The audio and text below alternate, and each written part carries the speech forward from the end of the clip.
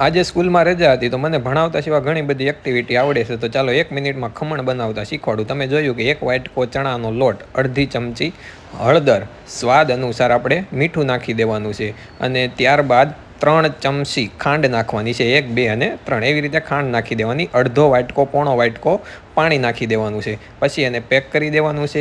મિક્સરમાં તેની પેસ્ટ બનાવી નાખવાની છે. જો એટલી આછી પેસ્ટ તમારે બનાવવાની છે. ત્યારબાદ એને ઢાંકણ ઢાંકીને 10 મિનિટ રાહ જોવાની છે. હરક પદોડો ભત્રીજો પણ આવી ગયો છે. ત્યારબાદ પેસ્ટમાં તમારે 1 પાવડું તેલ નાખવાનું છે. ત્યારબાદ અડધી ચમચી હિંગ નાખવાની છે અને ત્યારબાદ ફૂલ એને હલાવવાનું છે. ત્યારબાદ એક આખો ઈનો અને એક આખું લીંબુ તમારે નાખી દેવાનું. ત્યારબાદ એક રસ થાય તેટલું તમારે હલાવવાનું છે અને પછી તમારે આ પેસ્ટને ઢોકળિયાની ડીશમાં પાથરી દેવાનું છે તેલ લગાવીને.